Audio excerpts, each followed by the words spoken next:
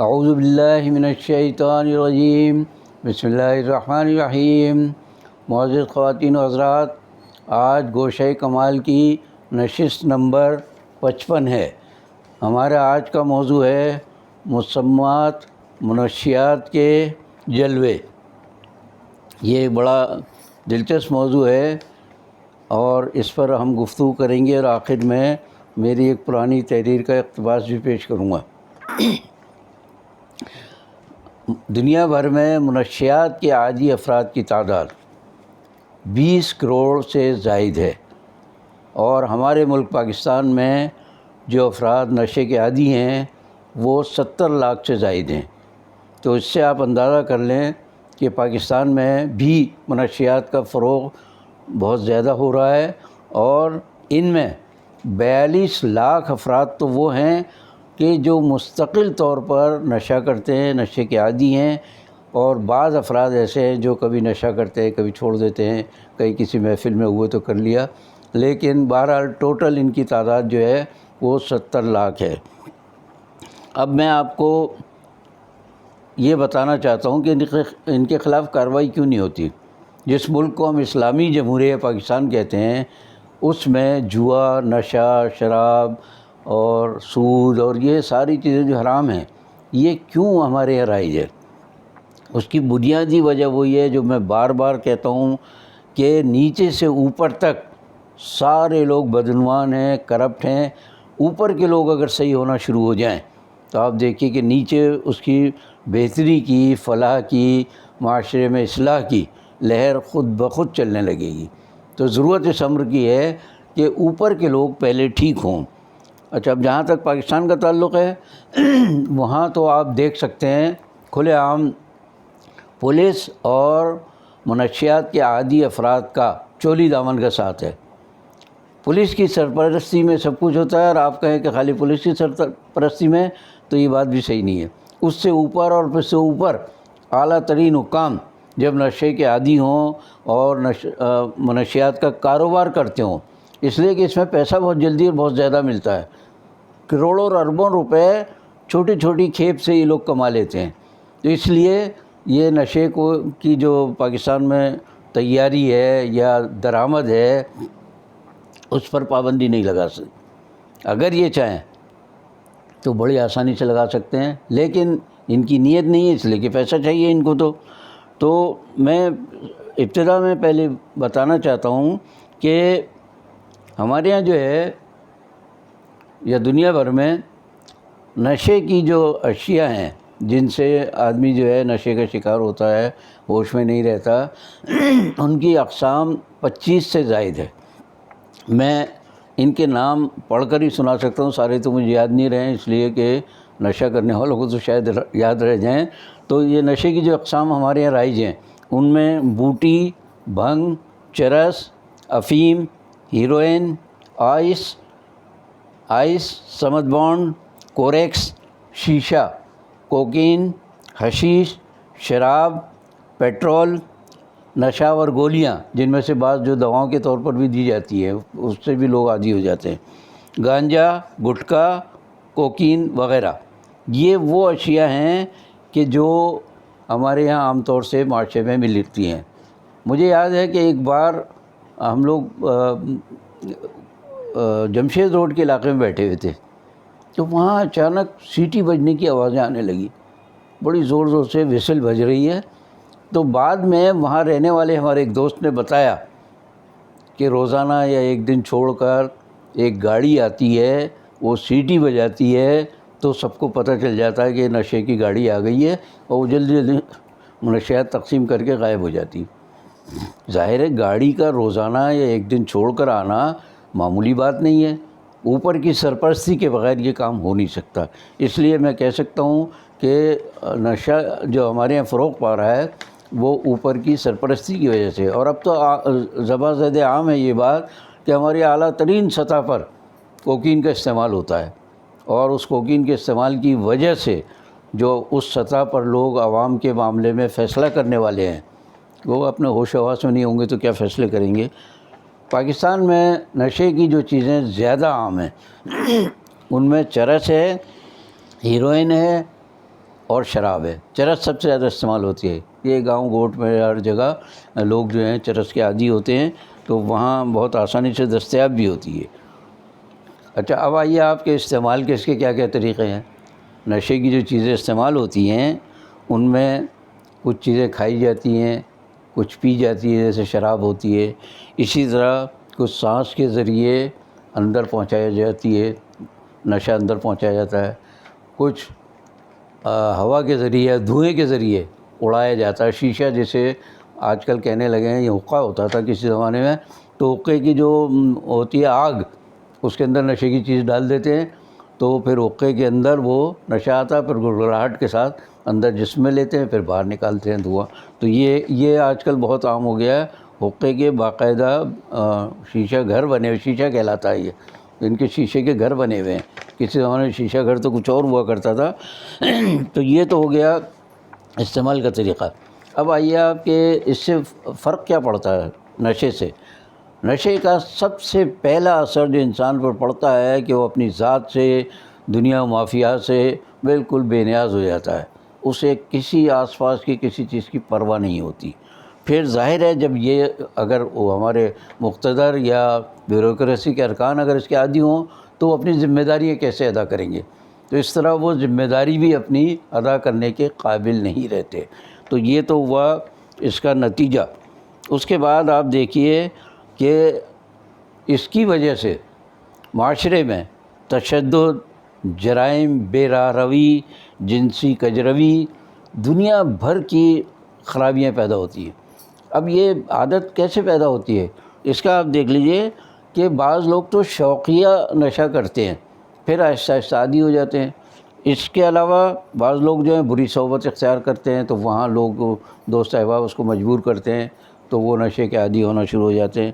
پھر بعض لوگ ذہنی دباؤ یا ڈپریشن کا نام لے کر دوائیں استعمال کرتے ہیں، پھر اس کے بعد وہ نشے کی چیزیں استعمال کرنا شروع کر دیتے ہیں کہ جس سے ڈپریشن کم ہوتا ہے۔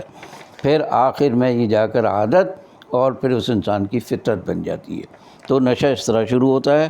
اب آپ دیکھیے کہ 23.5 سال پہلے میں نے ایک کالم لکھا تھا نشے کے بارے میں۔ وہ کالم اگر آپ پڑھیں تو پتہ چلے گا کہ یہ وہ آج کے دور کا ہے، بلکہ اس دور کے مقابلے میں اب صورتحال پہلے سے بہت زیادہ ابتر ہو گئی ہے۔ میں اس کالم کے کچھ اقتباسات پڑھ کر سناتا ہوں آپ کو، اگر آپ کو ناگوار نہ گزرے۔ یہ سن 1997 کا کالم ہے یہ، اور اس میں نے ابتدا تو کسی اور طرح کی تھی، لیکن درمیان سے اقتباسات کچھ پیش کر رہا ہوں کہ آج کل اخبارات میں منشیات کا بڑا چرچہ ہے، جسے دیکھو اس غریب کے پیچھے لٹ لیے پڑا ہے، پھر بھی مسمات منشیات ہیں کہ کسی کے قابو میں نہیں آتی، اور پے در پہ ضربات کے باوجود ثابت قدمی کے ساتھ اپنے تمام مخالفوں کا مقابلہ کر رہی ہیں۔ یہ مسمات جو ہیں وفاقی کابینہ سے لے کر نارکوٹک کنٹرول بورڈ اور ایکسائز سے لے کر پولیس تک کوئی بھی نہیں جو اس دکھیاری کی حمایت میں بولنے کے لیے لب کھولے۔ تمام ہمدردیوں سے محروم مسمات منشیات ہیں کہ جھوم رہی ہیں، لہرا رہی ہیں، اور اپنے خلاف کی جانے والی تدابیر پر قہقہے لگا رہی ہیں۔ ان کی قاتل ادائیں ہزاروں دیوانوں کو مرغ بسمل کی طرح تڑپا رہی ہیں، پھر بھی ان کے پروانوں کی تعداد ہے کہ روز بروز بڑھتی جا رہی ہے۔ ہر برائی کی طرح لوگ منشیات اور پولیس کو بھی لازم و ملزوم گردانتے ہیں۔ ہم نے خود بہتوں سے سنا ہے کہ مسمات منشیات پولیس کی داشتہ و پرداختہ ہیں، جنہیں وہ جگہ جگہ لیے پھرتی ہے۔ میں نے جیسے ابھی ایک گاڑی کی مثال دی ہے، کبھی لیاری تو کبھی لانڈی، صبح ملیر تو شام گلبہار، آج شاہ فیصل کالونی تو کل قائد آباد، گلشن اقبال، گلستان جوہر اور نئی کراچی وغیرہ ان کے دن کا ٹھکانہ ہے، تو سوراب گوٹ اکثر رات کا بسیرا۔ ہمیں اخباری خبروں اور عوامی تبصروں پر یقین نہ آیا تو ایک تھانے میں فون کیا۔ ہماری خوش نصیبی کہ ایک ہی بار نمبر ملانے سے تھانے دار صاحب مل گئے۔ ہم نے عرض کیا السلام علیکم، جواب وعلیکم السلام، کون ہے؟ ایک کرخت آواز سنائی دی۔ ہم نے آسان بحال کرتے ہوئے کہا جی میرا تعلق ایک پیپر سے ہے۔ اوئے ردی پیپر والے، تیری یہ مجال کہ تھانے دار کو فون کرے؟ آپ غلط سمجھے، میں اصل میں اخبار۔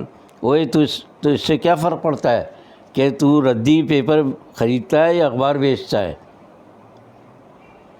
میری بات تو پوری سن لیں حضور، میرا تعلق پریس سے ہے، ہم نے وضاحت کی۔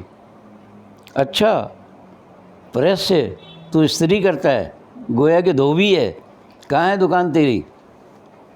چھوڑیں تھانے دار جی، مذاق نہ کریں، میں ردی پیپر خریدتا ہوں، نہ اخبار بیچتا ہوں، استری کرتا ہوں، نہ دھوبی ہوں، بلکہ ایک اخبار کا نمائندہ ہوں، رپورٹر ہوں، صحافی ہوں، کچھ سمجھے آپ؟ ہم نے ایک ہی سانس میں اپنی بات پوری کر دی۔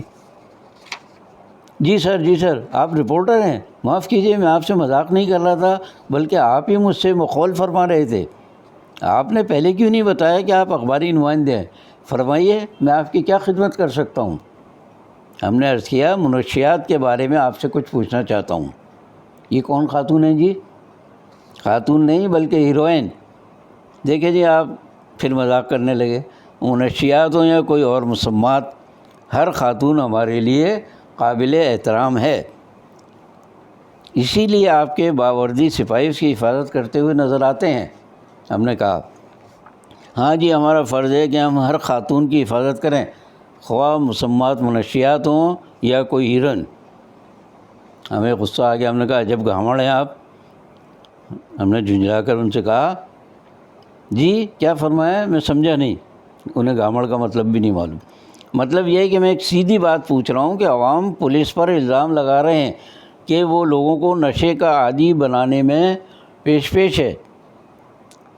کس حرام، معاف کیجئے منہ سے کچھ اور نکلنے والا تھا، آپ سے کس نے کہہ دیا؟ ساری خلق خدا یہی کہہ رہی ہے۔ جھوٹ ہے جی، آپ جھوٹ سے اندازہ لیجیے گا، ہمارے یہاں ہر بات کہتے ہیں جھوٹ ہے، یہ ہم جو کہہ رہے ہیں وہ صحیح ہے۔ خیر، پھر کون تقسیم کر رہا ہے اور کس کی نگرانی میں فروخت ہو رہی ہے یہ ہیروئن وغیرہ؟ کہتے ہیں قسم لے لو جی، جو کبھی ہم نے وی سی آر یا سنیما کے علاوہ کہیں ہیروئن دیکھی ہو۔ پھر وہی فلمی ہیروئن، بھائی میں نشے والی ہیروئن کی بات کر رہا ہوں، بس یہ ہم تو ہیروئن کی آنکھ کا نشہ جانتے ہیں، اور یہ افیم، بھنگ، چرس، مینڈریکس وغیرہ۔ ہاں جی، خوب یاد دلایا، جادوگر مینڈریک کی تصویری کہانیاں میں نے بہت پڑھی ہیں۔ اگر آپ کے پاس کوئی نئی کہانی آئے تو مجھے ضرور پڑھوائیے گا آپ۔ جی جادوگر مینڈریک، یہ کون ہے؟ کمال ہے جی، آپ نہیں جانتے؟ واقعی میں نہیں جانتا۔ وہی اپنا اصلی تے وڈا جادوگر مینڈریک جو اوپر حکمرانی کرتا ہے۔ کون جادوگر؟ ذرا کھل کر بتاؤ۔ فون پر میں تفصیل میں نہیں بتا سکتا، اتنا سمجھ لیں کہ جس کی جادوئی چھڑی نے سب پر نشہ طاری کر دیا ہے، تم پر بھی۔ جی ہاں، میں تو اس کا خاص کارندہ ہوں، اس نے تو میرا نشہ دو آتشہ کر دیا ہے، اور تم اس نشے کو دوسروں تک منتقل کر کے لوگوں کو ہلاک کرتے ہو۔ جی نہیں، میں نشہ کرنے والوں کو گرنے بھی نہیں دیتا، بلکہ اس کی حفاظت کرتا ہوں۔ وہ کیوں؟ اس لیے کہ میرا اصول یہی ہے، نشہ پلا کے گرانا تو سب کو آتا ہے، مزہ تو جب ہے کہ گرتوں کو تھام لے ساقی۔ یہ تو تھا میرا 23-23.5 سال پرانا کالم۔ آج کے لیے اتنا ہی، انشاءاللہ اگلی نشست میں کسی اور موضوع پر آپ کی خدمت میں حاضر ہوں گا، اور آپ سے وہی درخواست کہ میرا پروگرام آپ سبسکرائب کریں، لائک کریں، شیئر کریں۔ باقی بشرط زندگی باقی۔ اللہ حافظ۔